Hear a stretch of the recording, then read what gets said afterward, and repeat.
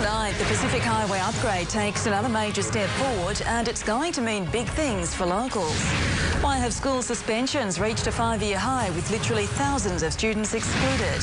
Has a World War II plane crash mystery been solved with the discovery of an old propeller?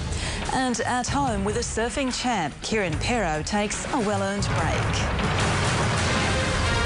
This is PRIME7 News with Fiona Ferguson. Good evening. Also making news, some tips on keeping your children safe from internet predators. And keeping their cool, our local fireys mix it with the kids in a bid to boost their numbers. First tonight, there's good news for local job hunters after tough economic times. A new development has promised hundreds of opportunities and a boost to spending on the mid-north coast. The upgrade of the Pacific Highway is worth almost $7 billion, and work on the stretch from the Oxley Highway to Cundabung has been awarded to Lend-Lease. Contracts will be signed early this year. It's great news for the local economy, with a promise of jobs and a major boost to spending in the Port Macquarie region. It'll be a great boon to the local economy. There'll be hundreds of workers here that hopefully will live and trade out of the region. It's not just the initial benefits that locals are excited about. There'll be less pressure from trucks and semi-trailers on local roads once work's finished, which means big things for the local community. Safety definitely, and better access in and out of the both the residential and the industrial areas, particularly the industrial areas where the heavy vehicle movements have been constrained in the past. Which enables us to develop the industrial preset here at St Croix, which then will generate a lot of work and opportunities for young people as well to do apprenticeships in the future. The project means no more single-lane highway between here and Queensland, and includes bridges over the Hastings and Wilson's rivers and a major interchange on Blackman's Point Road. Plus, we'll soon have 1 in 100-year flood immunity to ensure farmers and locals can get to work all year round. The new contract and these major works is expected to bring hundreds of workers and jobs to the region.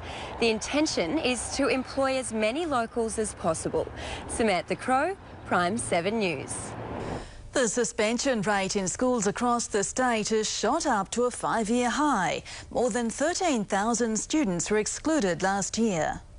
Time now for a quick check of the weather with Madeleine. More scattered showers expected up and down the coastline tomorrow as we do continue to be affected by these moist winds that are blowing on shore. Between 1 and 5 millimetres of rain is expected in most centres.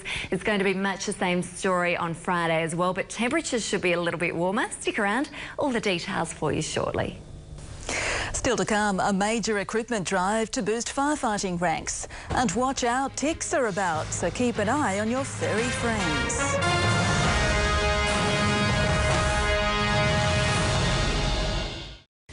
Taree Council has declined an offer for an environmental scientist to talk to it about the potential for an artificial reef off the coast of Old Bar. The Old Bar Sand Replenishment Group requested a meeting between New Zealand scientist Dr Shaw Mead and Council to discuss the design for a reef to stop erosion. But Council has declined, saying an offshore reef is already included in its coastal zone management plan. The offer followed news the Council will also include a multi-million-dollar rock wall in the plan. Seawall is $9 million just for the 400 metres in front of the meridian. Our plan will protect 1.2 kilometres for $10 million. And Jeff Smith's in next with sport, and midweek cricket's back on the agenda after a bit of a break. Also at home with a surfing legend. So what's next for Kieran Perot?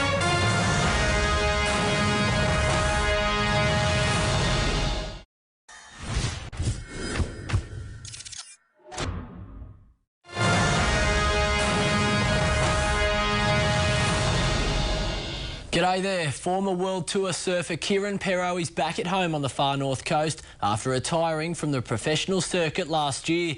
The 36-year-old caught up with reporter Leonie Keane to discuss life after surfing. With a large number of tourists from inland New South Wales hitting the region this summer, a Surf Lifesaving Club is running a water safety program. The course is designed to teach children how to be safe in and around the water and prevent drownings. And Fee, that's all from me. Thanks for that, Jeff. Up next, Maddie's got a full check of what's happening weather-wise.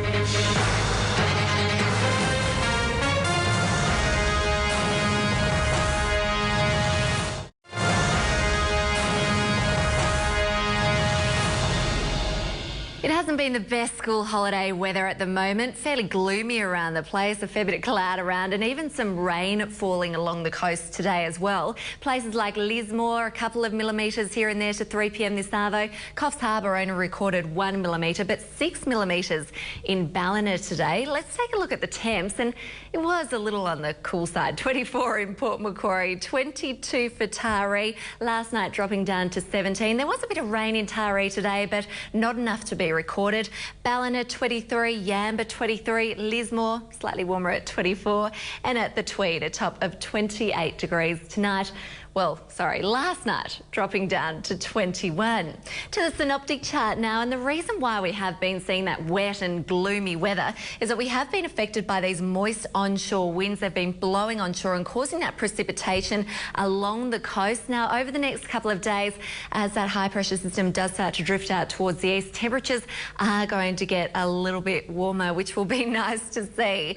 Let's take a look at tomorrow's temps now. And in Kempsey tomorrow, a top of 25 degrees. Now, in places like Kempsey, Port Macquarie, Taree, there's about a 60 or 70% chance of rain, up to 5 millimetres tomorrow for our Thursday. The rain is more likely at this stage further north, between 5 and 10 millimetres for places like Lismore, a top of 26 on the way, Tenterfield 21 and Grafton 25. Now, if you are looking for something to do bright and early tomorrow morning, Edwina and the Sunrise crew will be at Bellingen, so make sure you head down there and say hello. To the waters now, and on the Byron coast, the winds are coming up from the southeast. They're getting to 20 knots. On the Coffs coast, the winds are getting to 15 knots, again coming from the southeast. To the forecast now, oh no, sorry about that, sunrise is at 5 minutes to 6, and now to the forecast for the end of the working week. And we are going to see more scattered showers along the coast as we do continue to see those moist winds blowing onshore. Temperatures around the same as tomorrow, 25 for Grafton. Fiona?